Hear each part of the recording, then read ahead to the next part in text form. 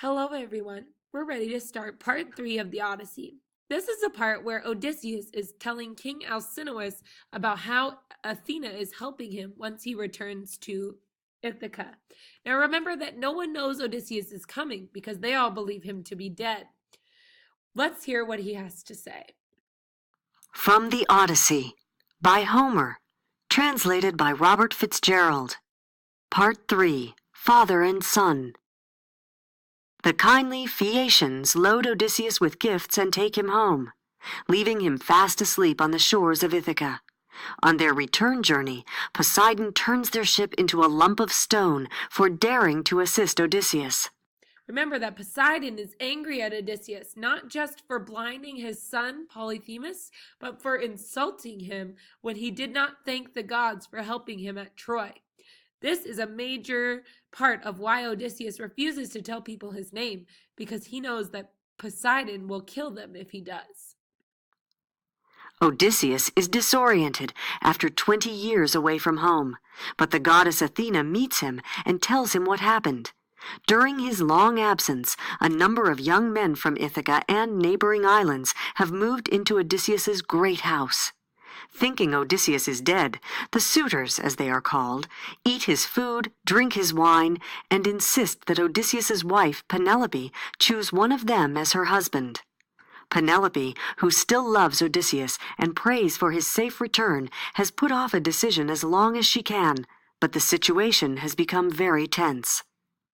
Athena disguises Odysseus as an old beggar and promises to help him. She tells him to seek shelter with a swineherd named Eumaeus. Meanwhile, Odysseus's son, Telemachus, who had set out on a journey to discover the fate of his father, escapes an ambush planned by the suitors and secretly lands on Ithaca. Following Athena's instructions, he also goes to Eumaeus's hut. While the loyal swineherd is informing Penelope of her son's return, Athena appears to the disguised Odysseus. So remember, Penelope is the queen of Ithaca. She is a woman, and in this time period, a woman could not rule unless her husband was away at war. So the men, believing Odysseus to be dead, are demanding that she choose a new husband so that they will have a king of Ithaca. Telemachus has gone away to find his father because he does not believe that Odysseus is dead. And while he's gone, the suitors plan for him to get murdered.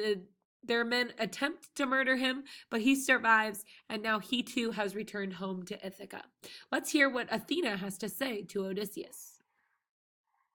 From the air she walked, taking the form of a tall woman, handsome and clever at her craft, and stood beyond the gate in plain sight of Odysseus, unseen, though, by Telemachus, unguessed, for not to everyone will gods appear. Odysseus noticed her. So did the dogs, who cowered whimpering away from her. She only nodded, signing to him with her brows, a sign he recognized. Crossing the yard, he passed out through the gate in the stockade to face the goddess. There she said to him, "Son of Laertes, and the gods of old, Odysseus, master of landways and seaways, dissemble to your son no longer now. The time has come. Tell him how you together will bring doom on the suitors in the town. I shall not be far distant then, for I myself desire battle." Saying no more, she tipped her golden wand upon the man, making his cloak pure white, and the knit tunic fresh around him. Lithe and young she made him, ruddy with sun, his jawline clean, the beard no longer gray upon his chin. And she withdrew when she had done. So remember, Telemachus has never seen his father, so he doesn't know what he looks like. So he's not sure who this older man is when they meet at Eumaeus's hut. Athena has helped Odysseus look more like he did before he left, so that people will recognize him. Then Lord Odysseus reappeared, and his son was thunderstruck. Fear in his eyes, he looked down and away, as though it were a god, and whispered, "Stranger, you are no longer what you were just now. Your cloak is new, even your skin. You are one of the gods who rule the sweep of heaven. Be kind to us. We'll make you fair oblation and gifts of hammered gold. Have mercy on us." The noble and enduring man replied, "No god. Why take me for a god? No, no. I am that father whom your boyhood lacked and suffered pain for lack of. I am he." Held back too long, the tears ran down his cheeks as he embraced his son. Only Telemachus, uncomprehending, wild with incredulity, cried out, "You cannot be my father, Odysseus. Meddling spirits conceived this trick to twist the knife in me. No man of woman born could work these wonders by his own craft, unless a god came into it with ease, to turn him young or old at will. I swear you are in rags and old, and here you stand like one of the immortals."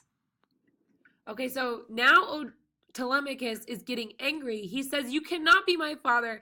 You can't work magic. You have to be a god." So remember that Odysseus once probably would have been flattered by such an assertion, but now he says, "No, I'm not a god. I do not have those powers, but I am your father." And Telemachus doesn't really believe him because he's changed from an old beggar man to this young, really good-looking guy right in front of his eyes. So he's a little confused. Odysseus brought his ranging mind to bear and said, "This is not princely, to be swept away by wonder at your father's presence.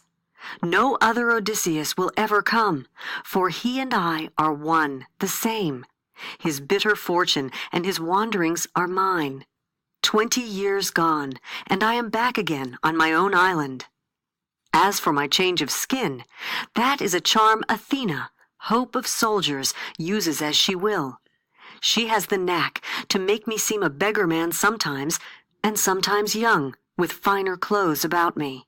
It is no hard thing for the gods of heaven to glorify a man or bring him low." When he had spoken, down he sat. Then, throwing his arms around this marvel of a father, Telemachus began to weep. Salt tears rose from the wells of longing in both men, and cries burst from both as keen and fluttering as those of the great-taloned hawk, whose nestlings farmers take before they fly. So helplessly they cried, pouring out tears, and might have gone on weeping so till sundown, had not Telemachus said, "Dear father, tell me what kind of vessel put you here ashore on Ithaca? Your sailors, who were they? I doubt you made it walking on the sea." So Telemachus, after 20 years, is realizing that this man is indeed his father, who he has never met. Because remember that Odysseus left for Troy on the day of Telemachus's birth. So he is awestruck by the fact that his father is here. And he asks, "How did you get here?" So let's hear what Odysseus tells him. Then said Odysseus, who had borne the barren sea, "Only plain truth shall I tell you, child. Great seafarers, the Phaeacians, gave me passage as they give other wanderers. By night over the open ocean, while I slept, they brought me in their cutter, set me down on Ithaca, with gifts of bronze and gold, and stores of woven things. By the gods' will, these lie all hidden in a cave. I came to this wild place, directed by Athena, so that we might lay plans to kill our enemies. Count up the suitors for me. Let me know what men-at-arms are there, how many men. I must put all my mind to it, to see if we two, by ourselves, can take them on, or if we should look round for help." The beggar at the manor. The next morning, Telemachus returns home and tells Penelope about his travels, but not about his father's homecoming. Odysseus, disguised again as a beggar, also returns to his own house. No one recognizes him except his faithful old dog, which lifts up its head, wags its tail, and dies. So the faithful old dog, on the day that Odysseus left, he told it, "Look after my son and my wife." And being a faithful dog, this dog did so until the day Odysseus returns. When he returns, this really old dog, it's 20 years old, lifts its head, sees his master is home, recognizes him as Odysseus, even though he's disguised as a beggar, and knows he can pass on. In the great hall, Telemachus permits the beggar to ask for food. The suitors give him bread and meat, as is the custom, but one of their leaders, a man named Antinous, is particularly insulting. He refuses to offer any food, and while Odysseus is talking, he angrily interrupts. But here Antinous broke in, shouting, "God, what evil wind blew in this pest? Get over, stand in the passage. Nudge my table, will you? Egyptian whips are sweet to what you'll come to here, you nosing rat, making your pitch to everyone. These men have bread to throw away on you because it is not theirs. Who cares? Who spares another's food when he has more than plenty?" With guile, Odysseus drew away, then said, "A pity that you have more looks than heart. You'd grudge a pinch of salt from your own larder to your own handyman. You sit here, fat on others' meat, and cannot bring yourself to rummage out a crust of bread for me." Okay, so remember, this is a farming island. These men have invaded Odysseus's home.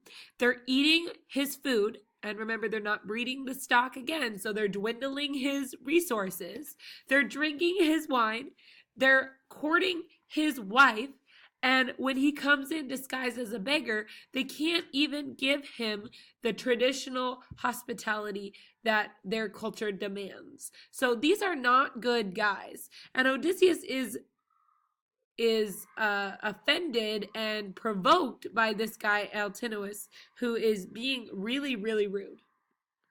Then anger made Antinous's heart beat hard, and glowering under his brows he answered, "Now, you think you'll shuffle off and get away after that impudence. Oh, no, you don't."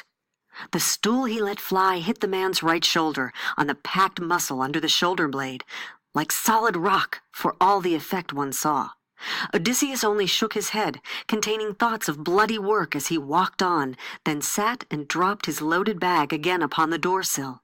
Facing the whole crowd, he said, and eyed them all, "One word only, my lords and suitors of the famous queen. One thing I have to say. There is no pain, no burden for the heart when blows come to a man, and he defending his own cattle, his own cows and lambs. Here it was otherwise. Antinous hit me for being driven on by hunger. How many bitter seas men cross for hunger! If beggars interest the gods, if there are furies pent in the dark to avenge a poor man's wrong, then may Antinous meet his death before his wedding day." So Odysseus is walking out as disguised as this beggar, and Antinous throws a stool at him. And it hits him in the back. Now, other old men, this would have crippled them and left them dead, basically. But Odysseus is a young, strong man of about relatively 50 at this point, but he's just disguised as a beggar. So this doesn't mortally injure him, but it does hurt. So he turns around and says, "I can't believe you're being so rude. Let the gods strike you down before your wedding to Penelope." Then said Eupeithes' son Antinous, "Enough! Eat and be quiet where you are, or shamble elsewhere, unless you want these lads to stop your mouth, pulling you by the heels or hands and feet over the whole floor till your back is peeled." But now the rest were mortified, and someone spoke from the crowd of young bucks to rebuke him. "A poor show that, hitting this famished tramp. Bad business if he happened to be a god. You know they go in foreign guise, the gods do, looking like strangers, turning up in towns and settlements to keep an eye on manners, good or bad." So this is a fabulous example of foreshadowing. Remember when one character says, "Ooh, we better not do that. He might be a god." The author is hinting that this person is looked out for by gods. So this person is saying, hey, we better be kind to him. What if a god is watching and judging us by our behavior? But at this notion Antinous only shrugged. Telemachus, after the blow his father bore, sat still without a tear, though his heart felt the blow. Slowly he shook his head from side to side, containing murderous thoughts. So Telemachus is very angry that the suitors have treated his fathers this way. Let's see what happens next.